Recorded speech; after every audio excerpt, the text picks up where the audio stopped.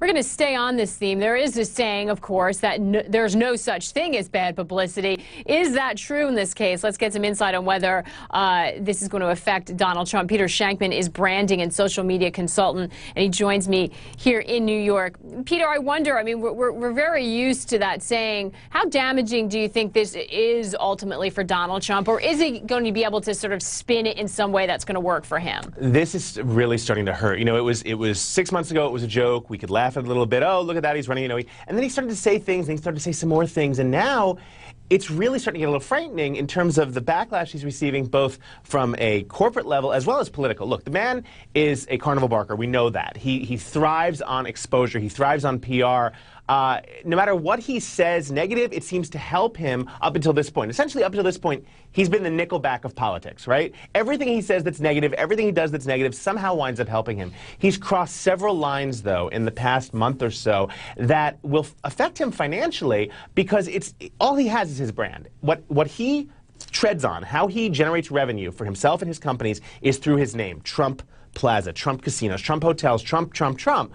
When Trump is now being equated with racism and with potentially attacks on Muslims, and some are saying fascism, and they're equating it to Nazi-era techniques, that does not bode well for any brand. And when all you have is your brand, and you're now being equated with that, it's very, very damaging. Peter, let me ask you, though. I mean, he's doing well in the polls. This isn't new. It's the latest in his rant, but this isn't a particular departure from somebody who was behaving completely differently before, and he's increasingly been going up in the polls. And frankly, if you look elsewhere, we have NFL players who are accused of domestic violence, and sponsors still come back to them. Is it really true that this is going to hurt his business on a long-term perception? People seem to have short memories. Essentially, you're looking at a graph. When the election is very far away and it's down here, right, we can laugh at him. As the election draws closer, we start taking a different look, and we start worrying a little bit. And all of a sudden, we're looking at someone who's essentially saying, let's ban Muslims from coming into this country, as we're within 12 months of a presidential election, and we're saying, okay, that might not be okay. And it would be one thing if his attacks were always down here, but his attacks are increasingly negative, and he's targeting large swaths of the world. That's dangerous. So the support he has is currently coming from people who, ironically enough, don't fit into the lifestyle and socioeconomic class of his brands. The people who are against him actually do. So it's hurting him if he falls away from a political perspective and tries to go back to what he's doing.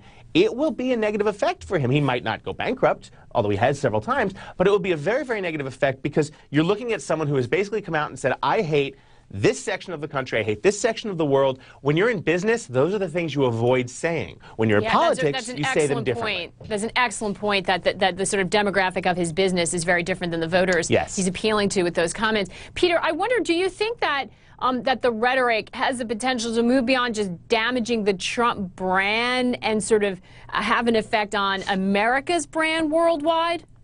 You know, we've survived worse. If you remember back when George Bush Jr. was president, there were some very negative emotions worldwide. We're starting to see a rise on that again. I was overseas a few weeks ago, and people, you know, the number one thing they want to talk about is, dude, what's up with Trump? Do you believe that? What's going on with him? Is that how you really think?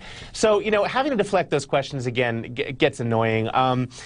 If he became president, which is, you know, will not happen, but if he became president, yes, it would be very damaging. Canada would have to prepare for 140 million immigrants. But, you know, I think at this point right now, it's moved to the point where we've stopped taking him as a joke, and we're starting to get a little worried. But from a financial brand perspective of the Trump empire, at this point, everything he says, when politics is over and he has to go back to playing businessman, is going to hurt him a lot. Well, one wonders if that's going to start to factor into his calculations. Oh, no question. Because as he says, he does have an eye on the bottom line. Peter, you'll have to come back as we watch this through the next few months of this election. Thanks so much for joining us this morning. Peter Shankman for us.